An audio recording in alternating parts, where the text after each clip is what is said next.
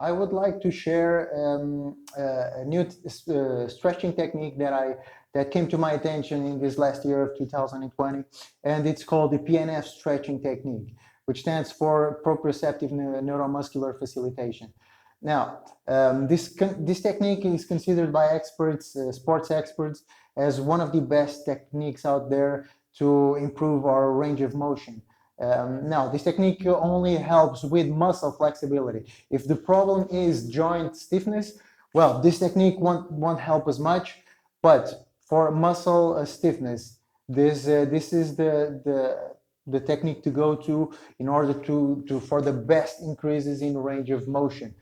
Now, one of the reasons I wanted also to share this technique is because I'm actually going to be trying it out for a 30-day period. I'm going to try this technique, apply it for myself, and give you the before and after results. So yeah, what is this technique all about? Now, PNF stretching makes use of three mechanisms that occur naturally and in our body, and it makes use of them. It messes around with them in order for us to increase our flexibility. And the first mechanism is one that occurs in our muscles. Where in our muscles we have some structures, which are some sensors, which are called the muscle spindles. And whenever we stretch, let's say I'm talking about the hamstrings. Whenever I stretch my hamstring, the muscle spindles sense that muscle elongation, and they are actually going to tell the muscle to contract back so as to prevent my leg from going into moving too far into positions where my joint would be in jeopardy. So it's a natural mechanism. It's a reflexive mechanism, a defense mechanism, and it's actually called the myotatic reflex.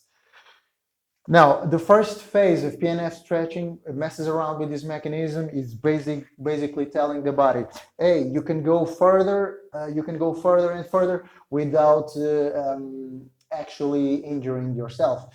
So this is there's not much to it. It's like static stretching, just standard stuff. Now, the interesting stuff comes in phase two. Now, in phase two, the PNF stretching techniques makes use of actually the opposite mechanism, which is called the inverse myotatic reflex. And this inverse myotatic reflex is what it is. In my tendons, or in our tendons, we have some organs which are called the Golgi organs, and these are also sensors, and they function in the opposite way that muscle spindles do. Now, muscle spindles contract when the muscle elongates, and Golgi organs they actually relax when the muscle contracts. So, if I was to try and contract my leg, these Golgi organs would tell my muscle to actually relax. And again, it's a mechanism that exists, a reflexive mechanism that exists in our body to prevent us from to control the amount of contraction that we use in our muscle. And in the second phase of PNF stretching, we are going to use this relaxation of the muscle to actually go deeper into the stretch. Now, a third phase, the third phase of PNF stretching makes use of a mechanism which is called the reciprocal inhibition. Now, what reciprocal inhibition is whenever let's say I'm trying to gain flexibility on my hamstrings. Again, the same example.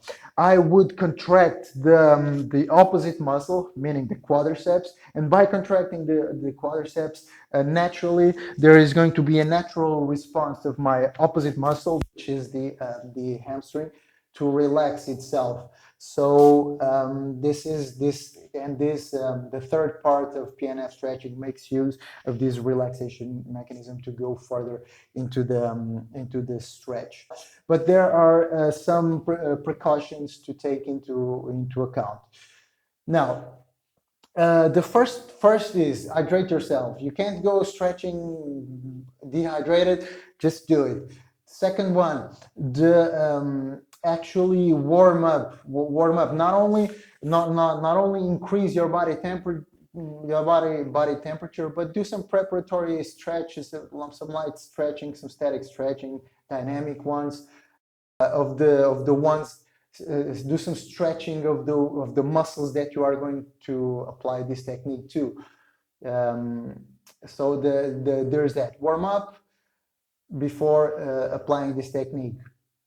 Now, this technique, you're not going to apply this technique on the same day that you're going to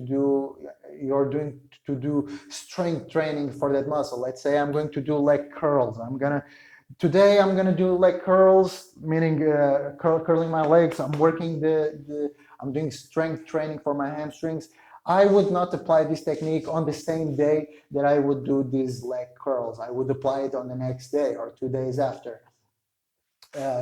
Because, well, if we are doing strength training, we are contracting the muscle, and we are already doing some micro tears in the muscle. And if we are going to actually stretch the muscle, we may end up with a muscle tear, muscle injuries. Well, we want to avoid that as much as possible.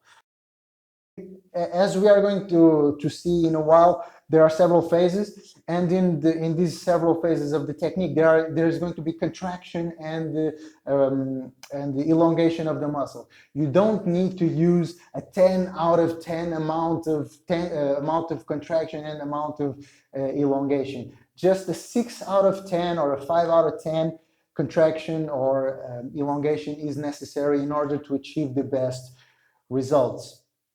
Okay, it's been proven, it's been studied, so don't need to strain yourself.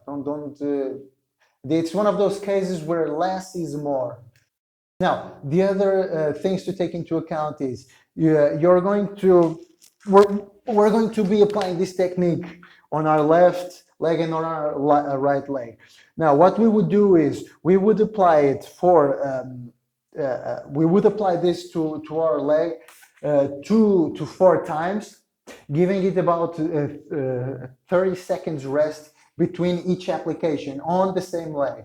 And then we're going to do the same for the right leg, do it about 2 to 4 times, and give it about 30 seconds between applications. In order to prevent injuries, the 30 seconds are there to let the muscle relax, let the blood flow properly to the muscles again. So this is how you perform. This is the general guidelines for PNF stretching. Now, to demonstrate how this technique works, let's first get into the stretching position. Okay. I'm going to use the wall because I want to put my my foot against it so that I also work the calf muscle. But you don't need to do that. You can do it just like this. Okay. So here we are in the stretching position. I'm starting to feel the tension, and phase 1, I'm going to hold this phase for 10 seconds. Then it's phase 2. Phase 2 lasts for 5 to 6 seconds, and in phase 2, it's the contraction phase. In phase 2, I'm going to contract the foot, the foot and the leg against the ground. I'm going to contract the hamstrings and the glutes. If my leg was loose, I would be doing this with my leg, and I would also be doing this. So I would be doing this motion all at the same time. But we're going to do this against the ground. Phase 2, 6 seconds. Phase 3. In phase 3, we're here. We're going to go down on phase 3, and we are going to flex the quadriceps. And we are going to bring the leg up to help us go down as we flex the muscle. Flexing this muscle will provoke the relaxation of the antagonist muscle, which is the muscle that we are trying to gain flexibility in. So, phase 1, just hold the stretch, Light intensity, 5 out of 6 intensity, 10 seconds. I will time it so that you can see all of the phases in one full recording. Here we go. So 10 seconds. Hold the stretch.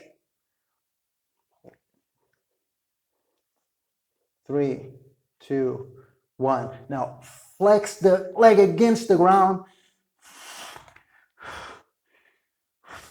Okay. Now we're gonna force the leg up. We're going to contract this muscle. And we're gonna go down as we do it. Well, actually now my foot has stopped being leaning against the wall. Stopped to be leaning against the wall, but it doesn't matter. So 6 more seconds.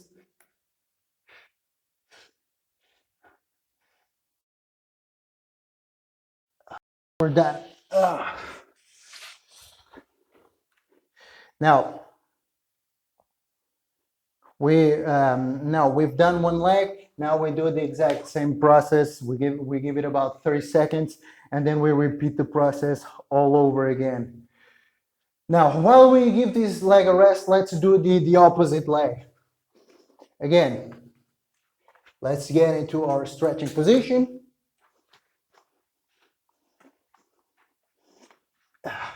5 to 10, just to 5 out of 10 intensity, and we hold the stretch for 10 seconds. Phase 1. Now phase 2 in 3, 2, 1. Flex the leg against the ground. And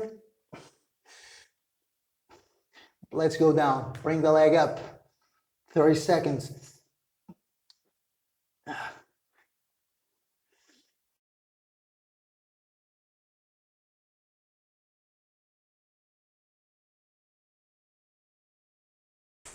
Ten more seconds.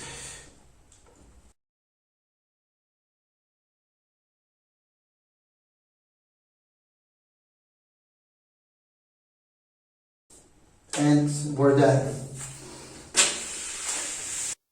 So there you go, PNF stretching.